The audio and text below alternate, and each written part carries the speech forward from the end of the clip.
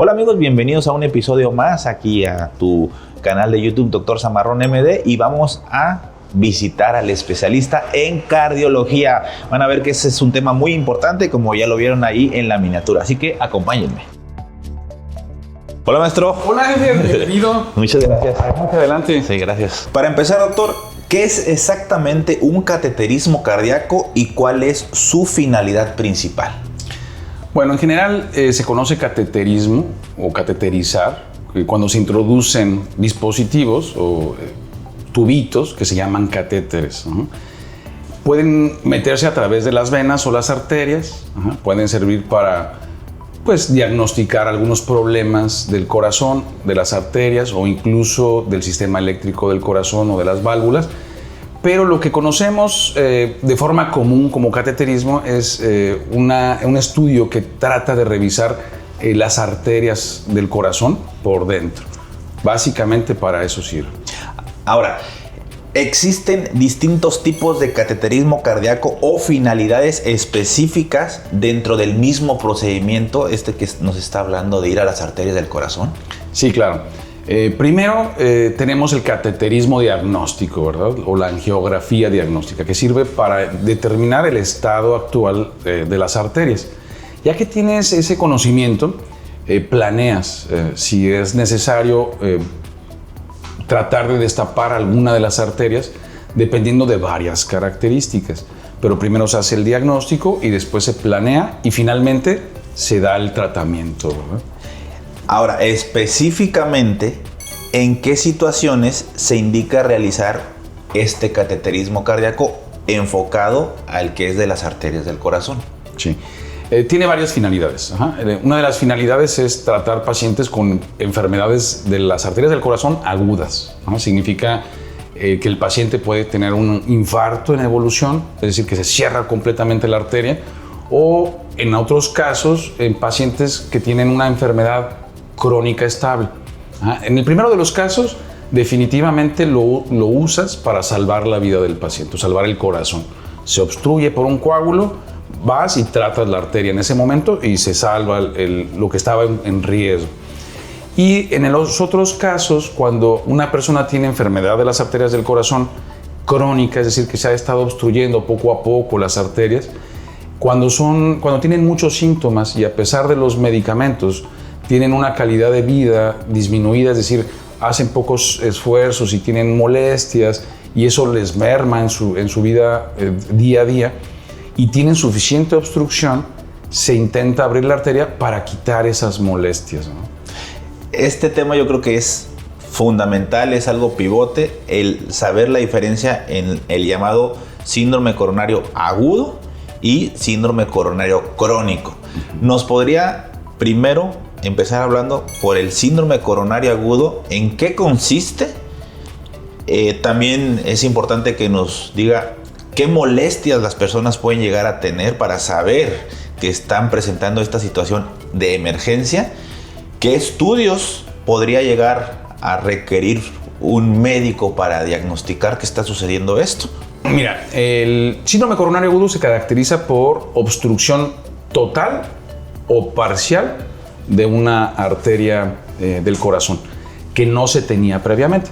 Posiblemente pudieras tener alguna obstrucción parcial de una arteria por acúmulo de grasa y en algún momento esta placa de grasa que se tiene por dentro se puede romper y generar un coágulo.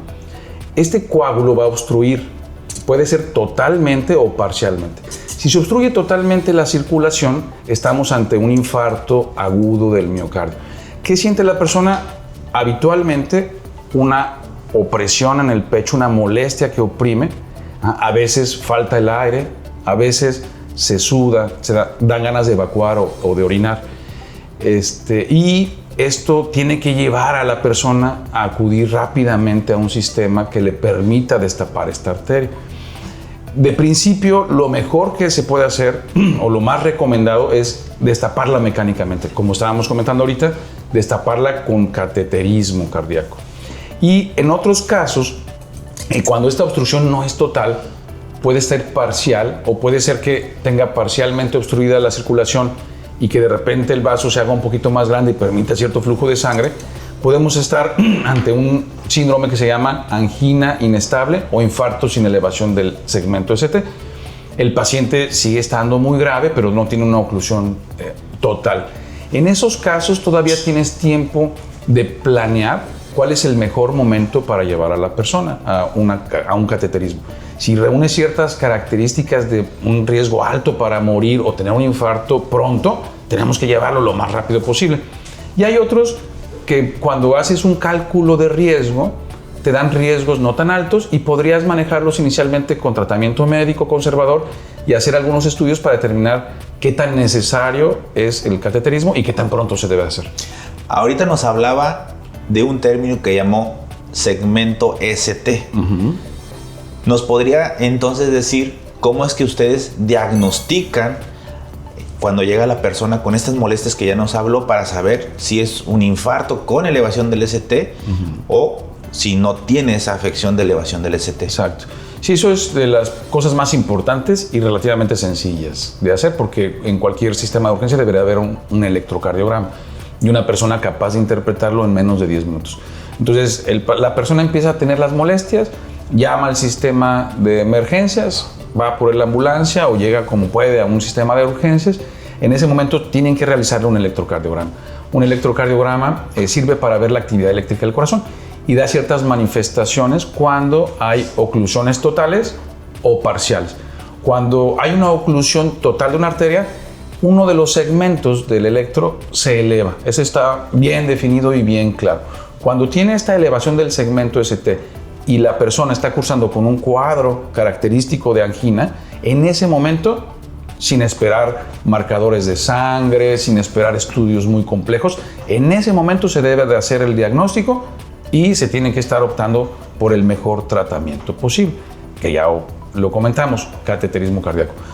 Lamentablemente, la accesibilidad de este procedimiento en México es muy baja, y en otros países, no nada más en México. Entonces, en México se pueden combinar algunos tratamientos para tratar de mejorar el pronóstico de una persona. Si una persona llega a un lugar donde el cateterismo en realidad está lejos, en distancia, en tiempo o en recursos, se puede optar por tratar de utilizar medicamentos para deshacer el coágulo lo más pronto que se pueda y tener más tiempo para poder terminar finalmente con la apertura de la arteria con un cateterismo y mantenerla abierta. Pregunta muy importante. ¿Cuál es el tiempo ideal en síndrome coronario agudo, que ya nos explicó en qué consiste, enfocado en el que podría considerarse de mayor riesgo, que es el infarto agudo de miocardio con elevación del ST? ¿Cuál sería el tiempo ideal para que la persona que llega al departamento de emergencias pueda recibir el beneficio de un cateterismo cardíaco? O sea, lo ideal es que se haga en la primera hora, ¿verdad? Le llaman la hora de oro. ¿Por qué? Porque en ese momento la cantidad de corazón o la cantidad de tejido que vamos a salvar es muy grande, es mayor del 80%. Incluso se piensa que puede ser mayor del 90%. Cuando va pasando el tiempo, lamentablemente hay una forma en que se van perdiendo las células y no tienen capacidad de recuperarse. Entonces, si sigue pasando el tiempo, hay menos capacidad para rescatar algo. Las primeras 3 horas todavía se consideran muy importantes. Si se logra meter a un paciente dentro de las primeras 3 horas o abrir la arteria dentro de las primeras 3 horas, también se logra mucho beneficio. Después de las 3 horas ya cada vez hay menos beneficio. Sin embargo, se considera que dentro de las primeras 12 horas todavía se puede tratar a un paciente y en ciertas circunstancias muy específicas, incluso hasta después de las primeras 12 horas. Aquí el objetivo es planear, ¿no? Es la planeación. Si tú estás en un lugar donde no tienes acceso a un cateterismo en los siguientes 90 minutos, tienes que estar pensando en deshacer el coágulo y de todas maneras enviarlo para que después de las primeras 2 horas de haber deshecho el coágulo con un fármaco pueda entrar a un cateterismo. 24 horas, antes de 24 horas y después de las primeras 2 horas. Entonces eso te da tiempo, en realidad te da tiempo, pero si tú estás pensando, tengo que meterlo a angioplastía, a cateterismo, y vas perdiendo el tiempo, se va perdiendo la posibilidad de rescatar a esta persona o a este corazón. Nos habla del cateterismo como un tratamiento ideal, lo que se está comprendiendo y está descrito. Sin embargo, muchas personas se preguntarán, pero si llego a un lugar en donde no existe la forma de hacer cateterismo y tengo un infarto agudo de miocardio con elevación del ST, entonces no tengo ninguna alternativa, o existe algo descrito que pueda ayudar a ese caso. Así es. Sí, se combinan medicamentos y principalmente se pone uno que tiene el objetivo de deshacer el coágulo. Entonces, en todas partes del mundo debería pensarse así, ¿no? Si no tengo acceso rápido, pronto a una sala de hemodinámica, tengo que deshacerlo con ese medicamento. Y se combinan otros medicamentos, es una estrategia para deshacer el coágulo y evitar que se vuelva a formar. Porque cuando deshaces el coágulo, pues se sigue formando, ¿verdad? Entonces tienes que utilizar otros medicamentos que ayudan al que deshace el coágulo para mantener fluida la sangre en la arteria. ¿Nos podría contar un caso de éxito donde la persona sí recibió un tratamiento adecuado? Y si es posible, y así lo quiere usted escribir, también un caso a lo mejor en donde el tiempo fue un factor o la atención inadecuada por parte médica o por parte del paciente para tener pues un resultado favorable. Sí, pues hay muchísimos casos, ¿verdad? Tuvimos un caso, por ejemplo, de un paciente que tenía una molestia en el pecho, pero era muy joven. Entonces, a donde iba, realmente no pensaron como primera opción que se estaba infartando. Le dieron tratamiento para gastritis, y pues esto fue haciendo que se perdiera el tiempo. Finalmente llegó con nosotros, hicimos el diagnóstico de infarto, ya tenía como 10 horas, ¿verdad? Y era un infarto de casi todo el corazón, era la rama principal del corazón. Se metió a cateterismo, tenía la arteria principal, donde nacen las arterias principales, un coágulo enorme que se iba a una de las ramas más importantes. Se retiraba el coágulo, empezaba a tener un poquito de flujo y otra vez se coagulaba. Y se utilizaron varios medicamentos a través de las arterias, porque se puede hacer, se seguía aspirando, pero se volvía a llenar de coágulo. Finalmente el paciente cayó en paro, se empezó la reanimación, se intentó continuar con el tratamiento y ya no se logró rescatarlo. El paciente falleció en la sala de hemodinámica. Y esto pues por un retraso en el tratamiento, ¿verdad? Nadie pensó que una persona que tenía como 33 años pudiera haber tenido ese problema. Y de éxito pues hay muchísimos, ¿verdad? Me acuerdo muy bien de un paciente que estaba muy cerca del hospital, empezó a tener las manifestaciones y de verdad, o sea, como si estuviera en Chicago, o sea, en menos de 30 minutos ya estaba él solicitando su atención en urgencias y casualmente el equipo que trabaja en la sala de hemodinámica estaba ahí, todo el staff. Entonces se pasó, yo creo que en 45 minutos ya teníamos un dispositivo dentro de las arterias. Era una lesión relativamente sencilla, pasamos el globo, se destapó la arteria y se puso el stent, que es un dispositivo que permite que la arteria se mantenga abierta. Y en menos de 50 minutos del inicio de las molestias a que se destapó la arteria, ya estaba con flujo normal. Y entonces él tuvo un éxito completo. El electro se hizo normal, la función del corazón normal, en una localización muy parecida a la que les estaba comentando, en una arteria principal, en la parte más próxima, en la parte más importante pues, de la arteria. Entonces sí puedes tener una diferencia importantísima en la evolución. Por eso tenemos que, como médicos, insistir a la sociedad que entienda cuándo tiene que ir verdaderamente a un sistema de urgencias, ¿no? Y a los médicos que están en primer contacto tienen que aprender a sospechar. Más vale a veces exagerar un poquito, porque un electro tiene un costo extraordinariamente accesible. Exagerar un poquito en hacer un electro, pero de preferencia que sea en algún lugar donde se pueda interpretar inmediatamente, porque ahorita hay muchos lugares donde hacen electros que los interpreta gente muy importante, pero pues tienen este retraso. Entonces si yo me infarto el lunes en la mañana y me dan el resultado el martes, pues ya no hay nada que hacer, ¿verdad? Y me ha tocado ver pacientes así. ¿Nos podría contar algún caso donde Sí, claro. el retraso de la interpretación de un estudio que se realizó en un momento adecuado pues tuvo la repercusión negativa? Así es. Este era un paciente que tuvo la molestia. Ajá. Él, sin que nadie se lo solicitara, dijo, me voy a hacer un electro. Va a un lugar donde hacen electros, pero los dan la interpretación tardíamente. Bueno, tardíamente me refiero a un día, ¿verdad? Porque eso es para un electro, una persona que está sufriendo un infarto o una angina inestable, es muy tarde. Entonces va, se aguanta los síntomas, espera que tenga la interpretación y viene a mi consulta con la interpretación de un día de evolución. Entonces ya cuando yo veo el electro que yo hago aquí, pues ya no tenía ninguna posibilidad de tratamiento. Quedó con una disminución de la función del corazón. A lo mejor él, pues obviamente no se murió porque vino caminando, pero eso merma la calidad de vida. Varias cosas, porque somos personas a esta edad productivas, ¿verdad?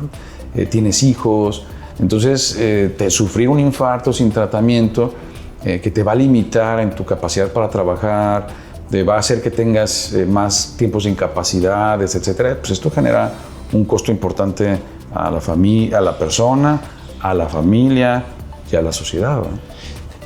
Es medio obvio que pues, una de las complicaciones de un infarto cardíaco es el fallecimiento, pero nos hablaba que no necesariamente, y cuando tienes un infarto, forzosamente o casi por default vas a tener pues, una complicación. ¿Nos podría hablar un poco de las complicaciones en caso de que no se atienda en tiempo y forma un infarto cardíaco? Claro. Las agudas graves son como ya lo comentamos, la más grave pues es la muerte, ¿verdad? Pero hay otras como arritmias graves, pueden lesionarse ciertas partes del corazón que hacen que tengas una función deficiente. Por ejemplo, las válvulas pueden dejar de funcionar porque los músculos que las detienen se infartan y entonces no funcionan adecuadamente.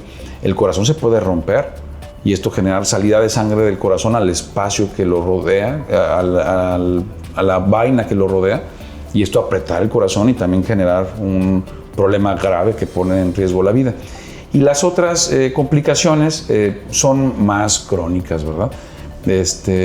Son disminución de la función del corazón que repercute. Por ejemplo, si tú tenías la capacidad para caminar 5 cuadras tranquilamente, pues ahora después de infartarte a lo mejor a las 2 cuadras empiezas a tener falta de aire o que te oprime el pecho.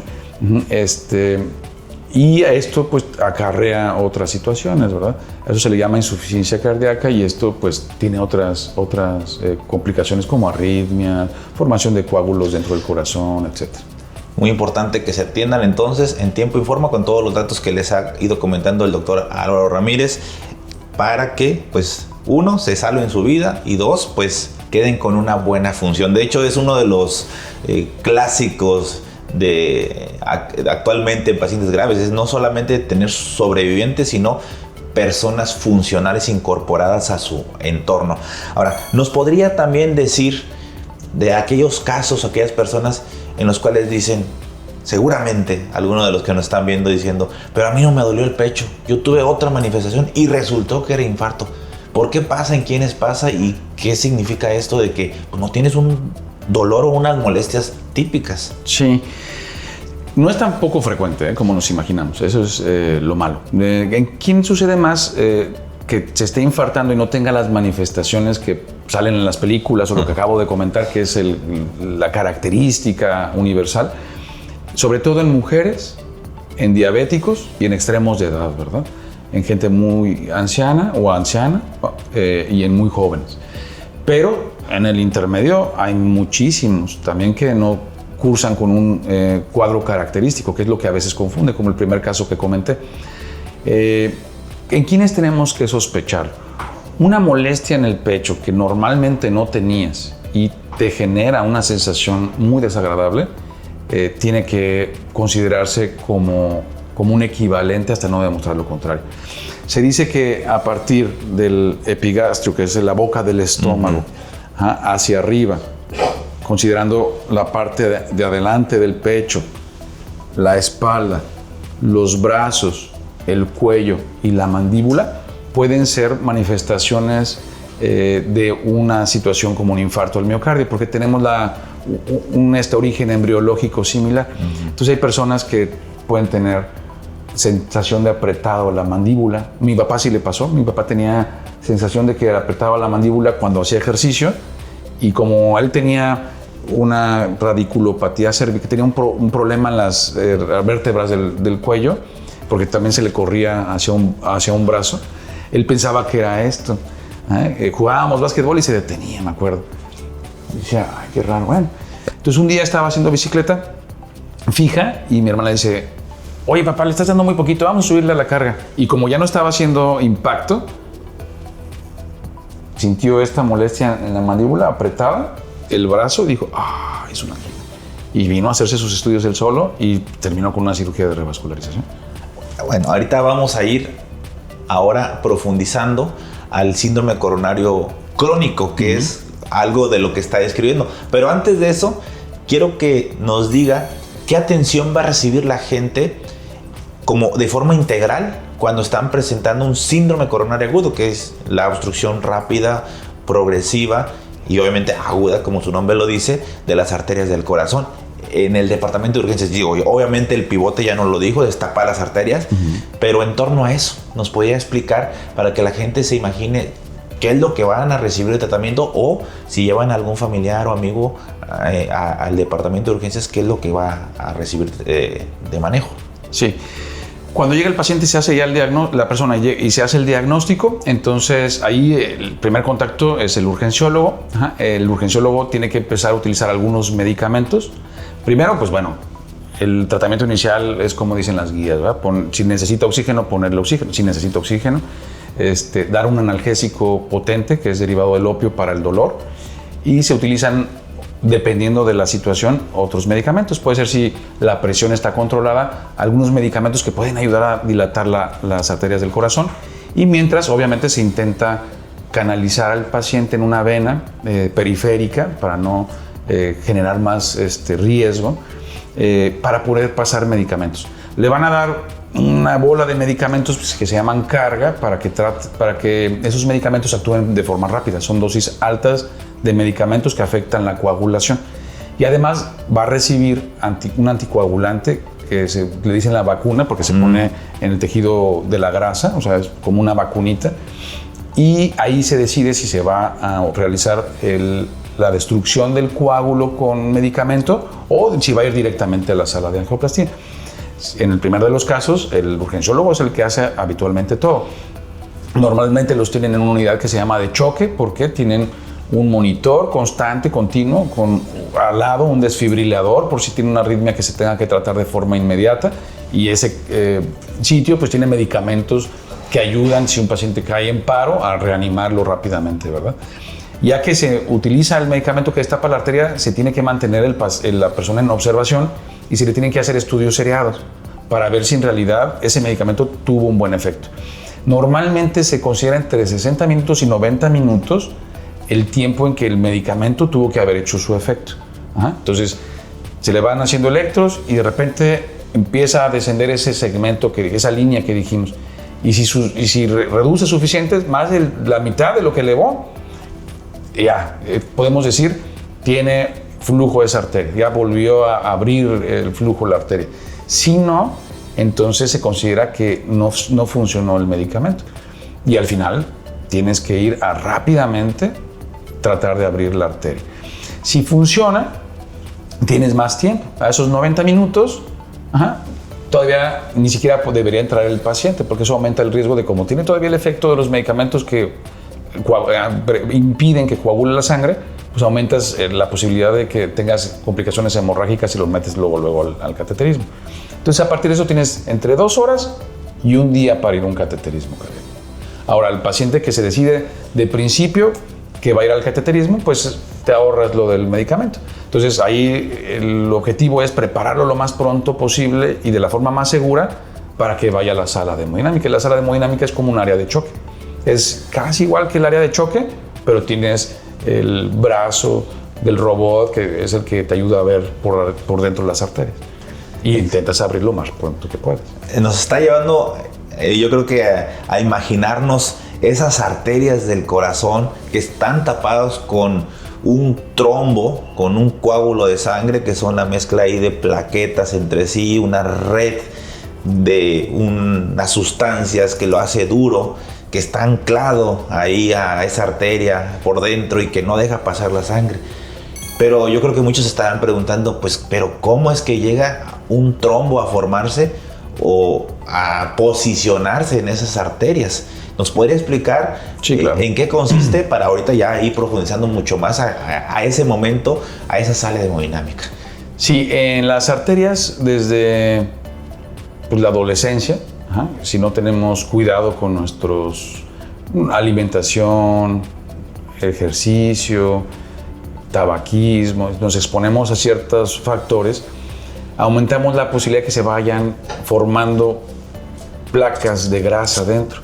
Nosotros nacemos con una arteria así, ¿no? Por dentro, lisita. Conforme pasa lo que les estoy diciendo, se empiezan a formar unas pequeñitas acúmulos de grasa. Estos, si no nos cuidamos, pues siguen creciendo y creciendo. Lo malo es que esto altera el flujo de la sangre y esa alteración del flujo genera unas fuerzas que van debilitando las paredes que cubren la placa de grasa.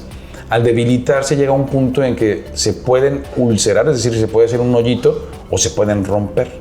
Entonces, en más del 94% de las personas que se infartan es porque se rompe una plaquita que a lo mejor no obstruía completamente, es decir, la persona que sufre un infarto pudo no haber tenido nunca ninguna manifestación hasta que se rompe una placa, se forma el coágulo que estábamos comentando y se obstruye la circulación. Aquí, pues, obviamente, el cuerpo intenta destruirlo, ¿verdad? Se forma el coágulo y también se están generando sustancias que intentan diluirlo. Pero cuando el trombo es suficientemente grande, el cuerpo es incapaz de deshacerlo. Excelente. Ahora sí, ¿nos podría llevar al momento en que destapa esas arterias en la sala de hemodinámica? ¿En qué consiste? Nos habló de un robot, nos habló de ver las arterias por dentro, pero ya está ahí la persona, ya se le está dando la atención, pudo haber recibido el medicamento para disolver el coágulo, que se llama trombolítico o fibrinolítico, así lo van a ver técnicamente, o puede que no, que sea una persona pues que tuvo un privilegio en su atención, por decirlo de alguna forma, y que está recibiendo de forma primaria ese cateterismo. Nos puede llevar a ese momento. Sí, claro. El paciente va a estar acostado en una cama especial. Es una cama que tiene la posibilidad de moverse en diferentes posiciones, arriba, abajo, atrás, adelante. Y encima de él hay un dispositivo que nos va a ayudar a través de rayos X a visualizar la navegación de los dispositivos o catéteres que vamos a llevar al corazón. Actualmente casi todos los cateterismos se intentan hacer a través de la arteria que tenemos en la muñeca, que se llama arteria radial. Entonces, a través de la arteria radial introducimos un tubito hueco. Es un tubito hueco que es como nuestro puerto de entrada. A través de ese puerto ya podemos meter otros dispositivos. Se van metiendo dispositivos que vamos visualizando cómo llegan al corazón, y a través de estos, que también están huecos, vamos a inyectar un líquido que se puede ver en rayos X. Entonces metemos la puerta, el puerto de entrada, metemos un alambrito que nos lleva sin lesionar otras estructuras hasta el corazón. A través de ese metemos a otro tubo hueco más largo, que es el catéter, el cateterismo, y vamos a encontrar la arteria que queremos visualizar. Entonces, aquí está la arteria y aquí traigo mi catéter, hacemos que se meta ahí, ¿no? Con mucho cuidado para no romper la arteria.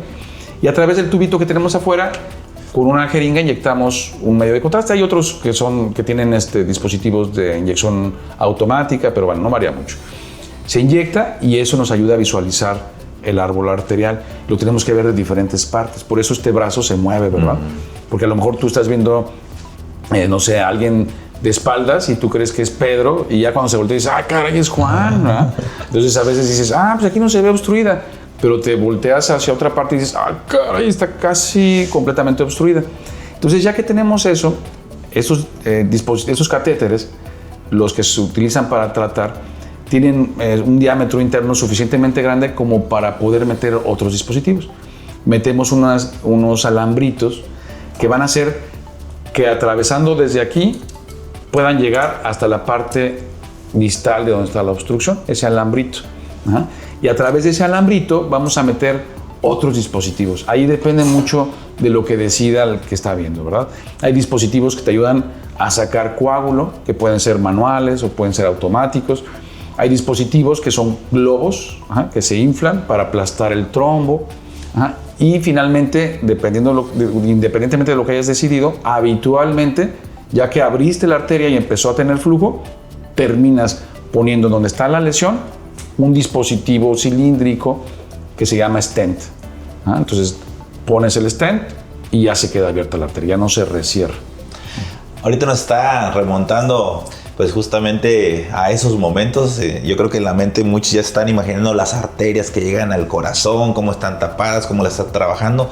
¿Nos podría explicar pues de forma sencilla para los no cardiólogos, porque también nosotros como especialistas en esta rama pues no tenemos tanto conocimiento, pero en qué consiste esa llegada de sangre a través de las arterias al propio corazón? Si nos podría explicar cómo está como ese árbol que le lleva claro, la sangre y el oxígeno. Sí, en el corazón, bueno, del corazón sale una arteria muy importante del lado izquierdo que se llama aorta.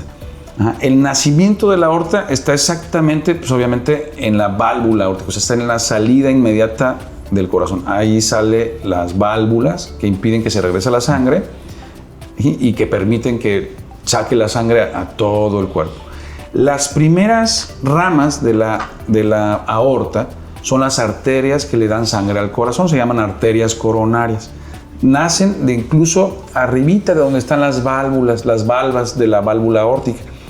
Salen dos principales, las del lado izquierdo, que tiene un tronco como si fuera un árbol, y luego dos ramas gigantes que se llaman descendente anterior, que es la más importante, y la otra, como da la vuelta, se llama circunfleja. Y del otro lado tenemos la coronaria derecha. Entonces así nacen las arterias del corazón. Por eso cuando entramos, cuando hacemos el cateterismo, entramos por la arteria del brazo, que estaría por aquí, luego pasa por la subclavia y entramos a la aorta, la descendemos y con un catéter que ya tiene una curva que nos ayuda a encontrar la arteria, canulamos el orificio donde nace la arteria coronaria. Así se nutre el corazón de sangre. Excelente. Ahora, vamos a ir cerrando con lo que se conoce síndrome coronario crónico, que ahorita nos hablaba, por ejemplo, el caso de su señor padre, un gran cardiólogo, por cierto, en paz descanse, que presentó esas molestias. Entonces, muchos estarán preguntando, ¿podemos actuar antes de que se rompa esa placa de grasa? Yo creo que la respuesta va a ser sí.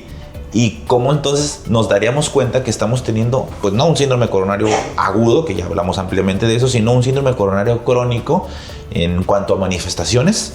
Y también si de una vez nos dice, ok, cuando tiene esas manifestaciones, yo le hago estas pruebas para saber que sí realmente está teniendo una limitación en el flujo de las arterias coronarias, porque tiene esa placa de ateroma, esa placa de grasa de forma importante. Sí, cuando la placa de grasa obstruye más del 50% de la circulación, antes del 50% de obstrucción de la circulación, difícilmente va a dar síntomas. Hay varias tendencias, ¿verdad?, en el mundo. Las personas que buscan esas placas de menos del 50% sin síntomas, que no está tan indicado, ¿verdad?, que se pueden hacer angiotomografía o algunos otros estudios más específicos que pueden ayudarte a ver si esa placa de grasa existe, aunque tú no sientas nada, ¿sí? Pero te enfrentas a un gran problema, ¿verdad? El problema que no se ha resuelto hasta el momento. ¿Qué placas menores del 50% en realidad deberíamos tratar para evitar lo que le pasó a las personas que les comento? Y no ha habido un acuerdo. Sí hay estudios muy avanzados que intentan ver qué consistencia tienen esas placas de grasa para saber cuál es el riesgo de que se puedan romper. Hay placas que su capa es tan resistente que difícilmente se van a romper, ¿verdad? Tienen hasta calcio, como si fuera un hueso. Entonces esas placas habitualmente lo que van a hacer es que van a dar problema por la cantidad de placa, no tanto porque se rompan.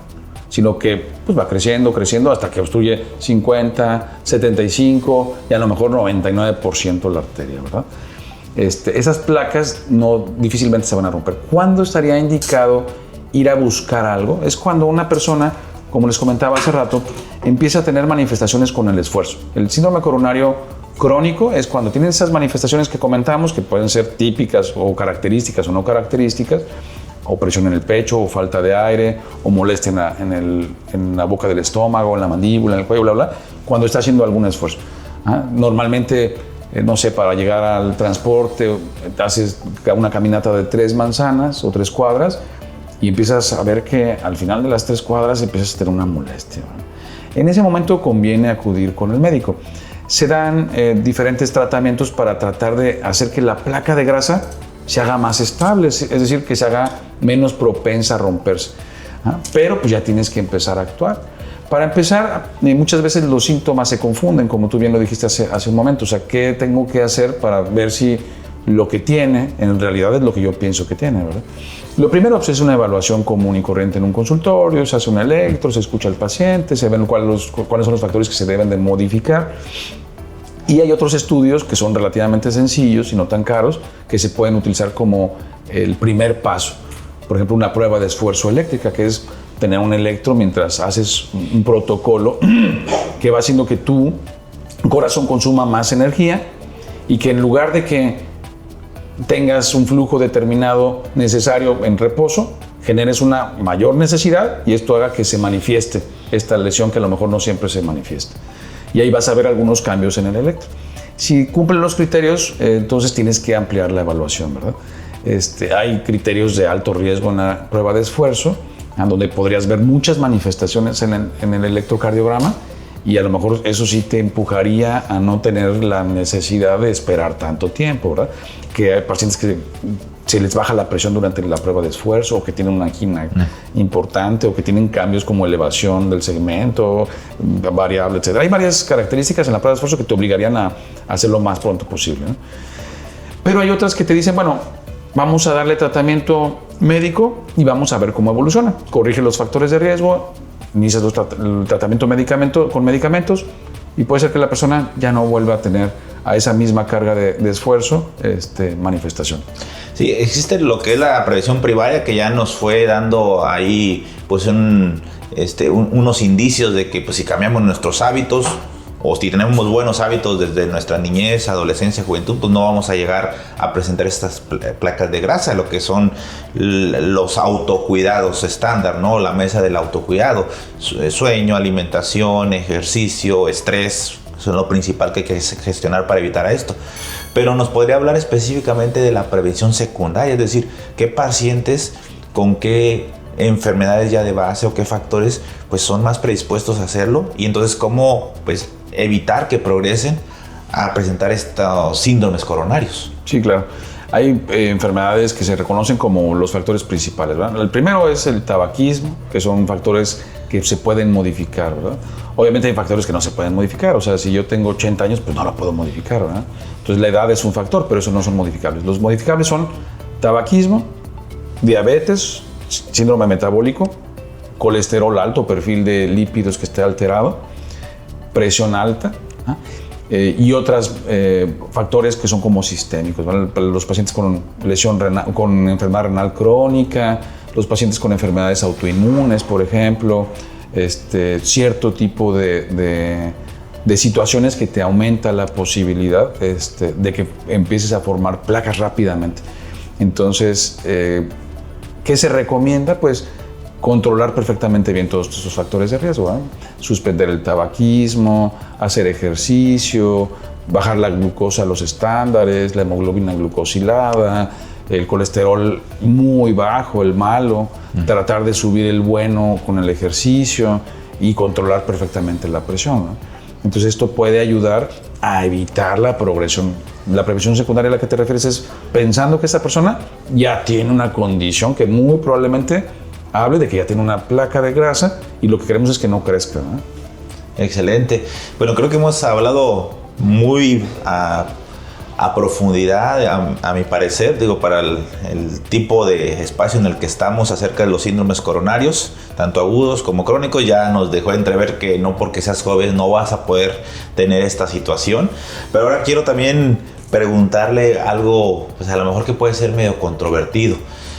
Los pacientes jóvenes que se detecta una obstrucción de sus arterias coronarias, ¿se pueden beneficiar de cateterismo o pueden requerir alguna cirugía de revascularización coronaria, lo que la gente le llama bypass coronario?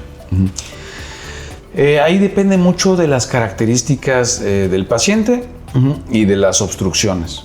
Hay obstrucciones que se prefiere que sean tratadas con bypass, si se reúnen ciertas características, que la función del corazón esté disminuida, que sea un diabético con enfermedad en los 3 vasos y enfermedad en el tronco principal de la coronaria izquierda, y que la anatomía de estas lesiones no te permita hacer angioplastía con seguridad.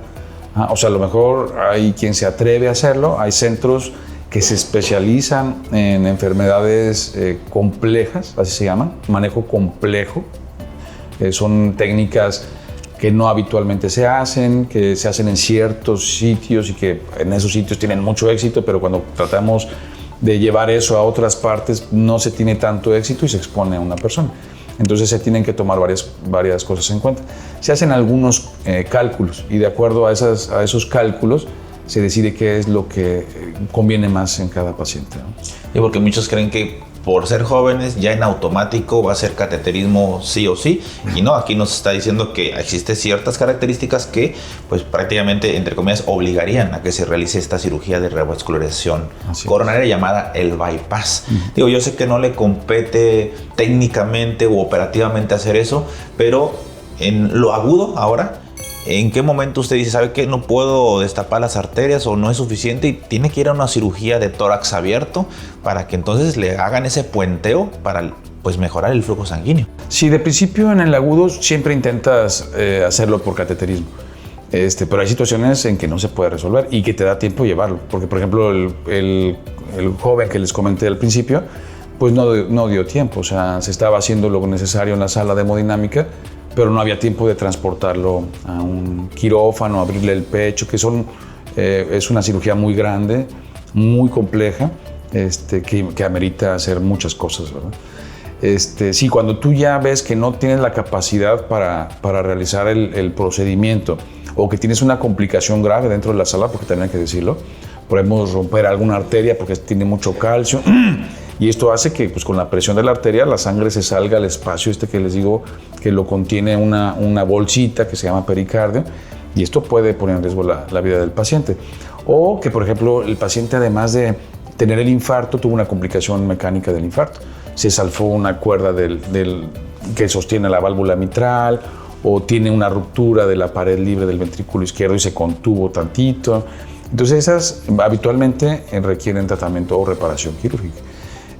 Son casos catastróficos la mayor parte de las veces, porque tener que llevar a una persona después de o tras infarto a una sala quirúrgica, si de por sí hay poca posibilidad de llevar a una persona a una sala de angiografía, reunir el equipo en lugares donde no están 24x24, que es la mayor parte del mundo, a un equipo quirúrgico es todavía más difícil. Entonces sí son casos catastróficos, ¿no?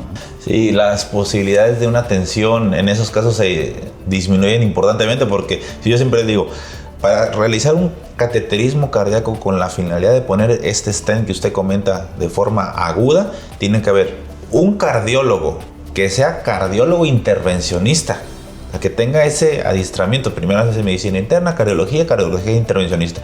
Y 2, debe de haber una sala de hemodinámica prendida, disponible, con los insumos para que se realice. Entonces no es tan fácil, para empezar, un cateterismo, y 2, pues un quirófano para revascularización mucho menor. Sí, así es. Y muchas veces tienes que apoyar a esos pacientes con dispositivos especiales para que puedan tolerar todo lo que pasa durante una cirugía de revascularización, ¿no? Son dispositivos que ayudan a mantener la función del corazón, pero que son poco accesibles y tienen un costo altísimo, ¿no? Perfecto, bueno, pues ya hablamos, yo creo que de todo este recorrido tan amplio que existe en la intervención de las personas que tienen alteraciones en los flujos de la sangre de sus arterias coronarias, síndrome coronario, ya sea agudo o crónico. Si tienen alguna duda, si tienen algún aporte, algún caso que comentar, déjenos ahí en la caja de comentarios, en la sección correspondiente. Y pues mensaje final para el público que se pueda estar enfrentando a esta situación. Bueno, yo creo que lo primero es buscar atención médica, tratar de ir con la persona correcta desde el principio, porque eso es muy importante, y no escatimar. O sea, si hay alguna molestia, como les comenté, no escatimar. No es caro hacerse un electrocardiograma y tener una interpretación. En agudo no conviene buscar cardiólogos de consultorio. O sea, si tengo una molestia en el pecho, porque me ha tocado ver pacientes que están esperando su consulta, que agendan, y lo que están teniendo es un síndrome coronario agudo. Si es un síndrome coronario agudo, busquen la atención en un sistema de urgencias y traten pues de visualizar, ¿verdad? A lo mejor no tengo una institución de salud, pero tampoco tengo seguro de gastos médicos, entonces me voy, por ejemplo, al Hospital General de Tampico, ¿verdad? A urgencias. Así tenemos que pensar, ¿verdad? ¿A dónde tengo que ir? A donde me lo puedan resolver. ¿Dónde no me pueden resolver? Pues en una farmacia, en un consultorio, incluso en el mío. O sea, si yo puedo tener aquí un paciente que está teniendo un infarto y no lo puedo atender, o sea, voy a saber qué tiene, pero no le puedo dar el tratamiento aquí. No es correcto, o sea, tengo que ponerlo en un sistema de urgencias, en un área de choque, etc. Entonces, atención, síntomas agudos, acudir a urgencias. Síntomas crónicos, no los dejen pasar. Hay que ir con el especialista. Completamente de acuerdo. Y bueno, en los lugares donde exista un buen sistema prehospitalario, el 911 o el número de emergencia de su localidad, deben de tenerlo detectado, porque pues puede ser una muy buena opción. Sin embargo, también siempre les doy ese consejo: si no tienen posibilidad de ser atendidos por una ambulancia o un sistema prehospitalario, busquen la forma en que, como dice el doctor Álvaro, lleguen a una sala de emergencias, que es al final de cuentas donde se va a dar la atención. Inclusive hay sistemas muy sofisticados, no me dejará mentir el maestro, que se atienden en ambulancia como si fuera una sala de choque, de urgencias, y llegan directamente a una sala de cateterismo. Sí, claro. Sí, en países de primer mundo, donde tienen este tipo de sistema, se considera la mejor opción. O sea, es la ambulancia llegando al sitio con el tratamiento inicial completo. Y la decisión de a dónde ir se toma en ese momento. Entonces, la persona que está manejando la ambulancia y el que lo trató ya saben que van a ir a un sitio donde tengan la capacidad para hacer un cateterismo. Así les quede a 3 horas. Sí, porque ya van atendiéndolos Así ahí en el momento. Excelente. Si quieren algún otro tema en el consultorio del doctor Álvaro Ramírez, pues pueden pedirlo, o si son de Tampico, Madero, Altamira y la región, pueden venir a consultarlo. ¿Dónde, maestro? Al CEMAIN, 3er piso de Medicina Interna. Aquí estamos a sus órdenes. Búsquenlo y digan que van de parte del doctor Zamarrón. No les va a hacer ningún descuento, pero al menos al menos les va a dar gusto que llegue alguien de su parte.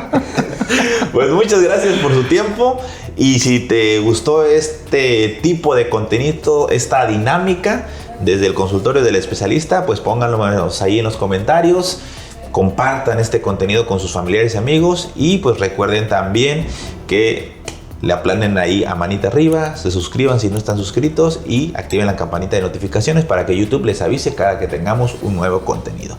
Nos vemos en los siguientes episodios. Dayan a ver el de Clinicazos con el doctor Álvaro Ramírez.